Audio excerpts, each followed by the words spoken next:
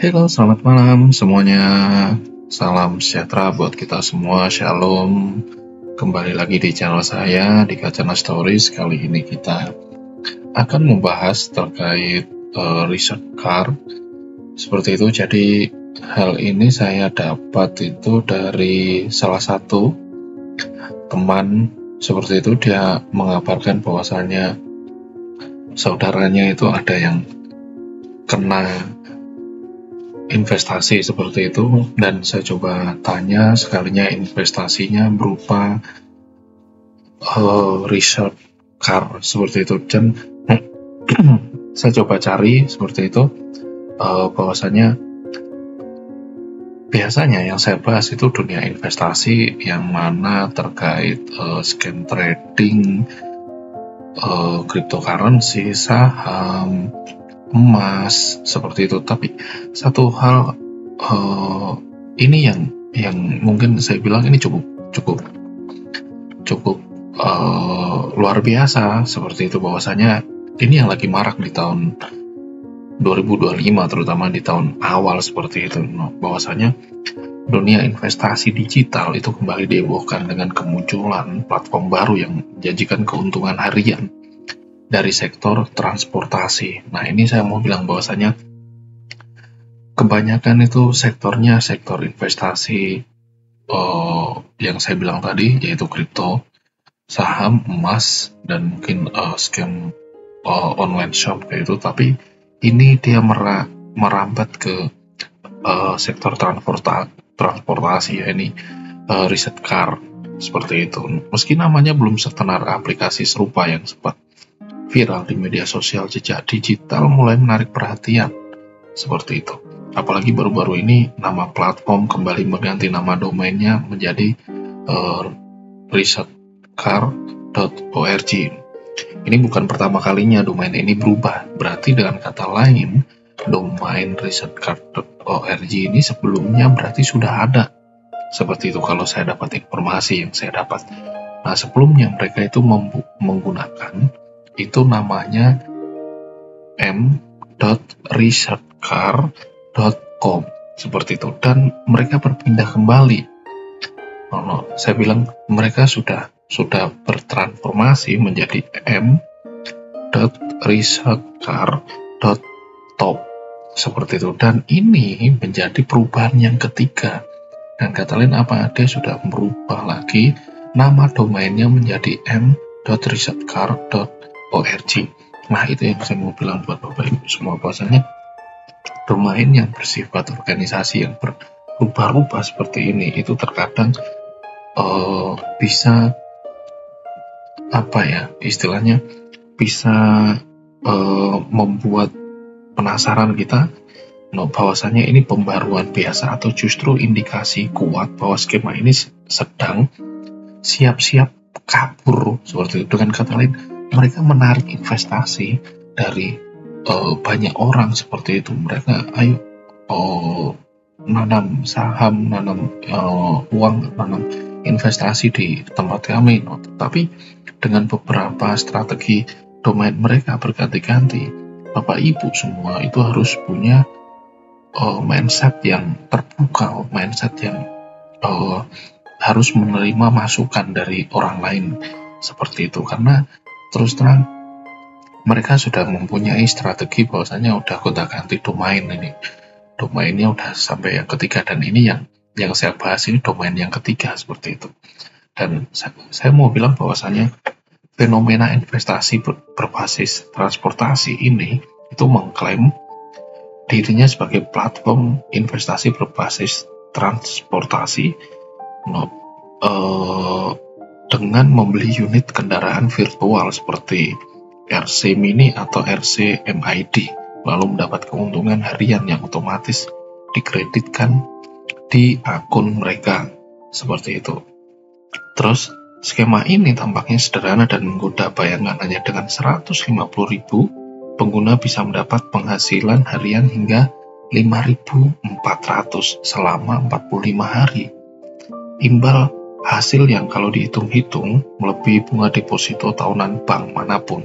Jadi kalau Bapak Ibu mengikuti channel saya, bahwasanya tidak ada mencari uang dengan cara instan. Seperti itu, saya selalu katakan, ayo mari kita rubah pola pikir kita, mencari uang itu tidak ada yang instan.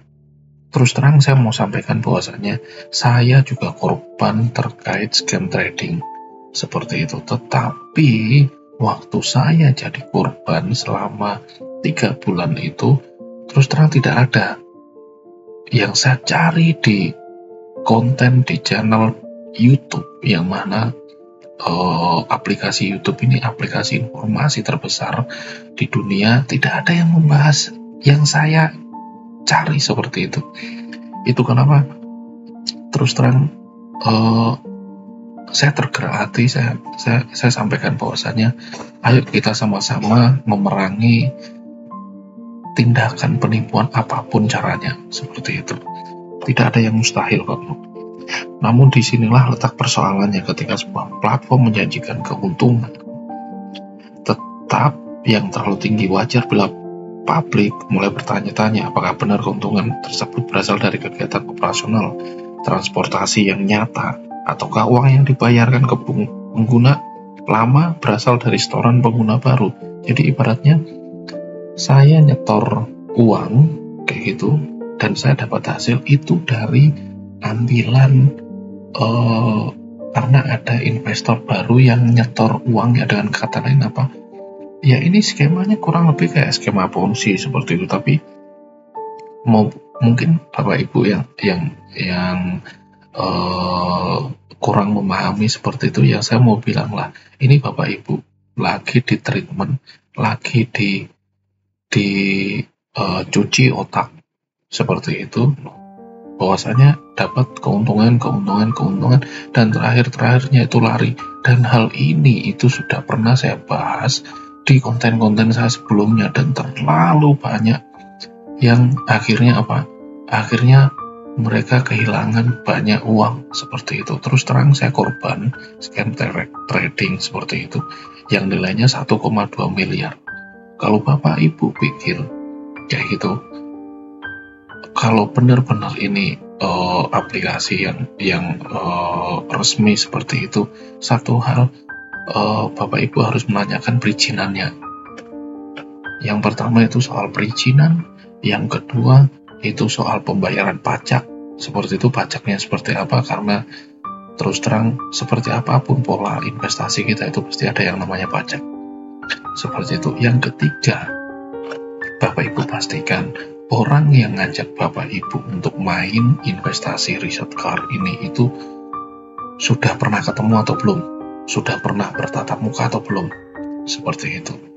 Dan terus terang Bapak Ibu kalaupun sudah pernah bertatap muka seperti itu, tapi jarang sih, saya bilang jarang sih seperti itu. Kalaupun Bapak Ibu udah bertatap muka, pastikan dia tidak jauh-jauh dari tempat tinggal Bapak Ibu. Seperti itu. Kalau mereka berkenalan lewat Facebook, lewat media sosial lainnya, udahlah, saya pastikan itu pasti scam. Seperti itu. Kalau ini betul-betul real, dia tidak akan lari seperti itu. Satu desa saya, satu kampung saya ikutkan ini. Nah, apakah mereka menjamin seperti itu? Kita udah keluar dari perusahaan, keluar dari instansi untuk mengikuti ini, untuk mendapat upah seperti ini. Ya enak aja lah, kita duduk minum kopi, merokok, dapat cuan. Besok pagi merokok, minum kopi, dapat cuan, enak banget hidup seperti itu. Kalau saya mau bilang tidak ada hal yang instan seperti itu. Bapak Ibu mau bilang seperti apapun, tidak ada hal yang instan. Saya mau bilang seperti itu, apalagi yang modelnya seperti ini. Saya sudah terlalu banyak membahas hal-hal yang seperti ini. Itu aja yang saya mau sampaikan. Jadi dengan kata lain, Bapak Ibu tetap punya pola pikiran yang terbuka. Kalau Bapak Ibu sudah masuk di skema risetcard.org ini, segera Bapak Ibu keluar. Seperti itu. Saya sarankan semua keluar seperti itu. Itu yang saya mau sampaikan. Kalaupun ini dia ada memiliki tempat yang permanen seperti itu, udah tanyakan segala perizinan dan lain sebagainya. Seperti itu. Tidak ada yang mustahil, dan saya percaya apapun yang saya sampaikan ini bisa menjadi berkat dan bisa menjadi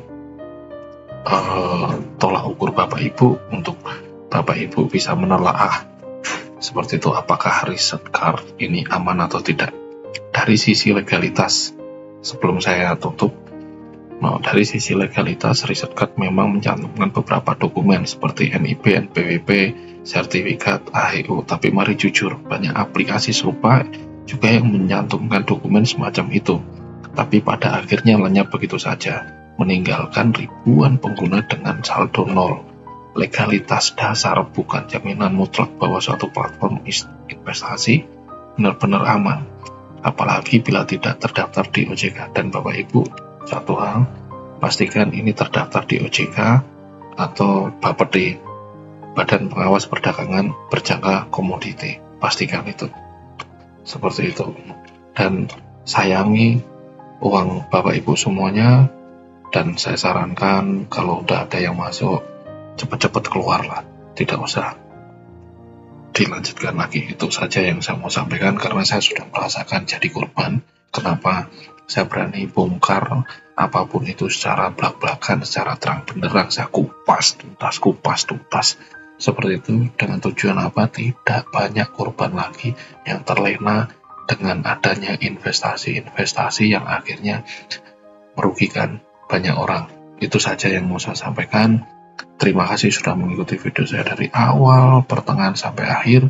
Kalaupun video ini bermanfaat, share ke Facebook kemanapun agar tidak banyak korban yang berjatuhan.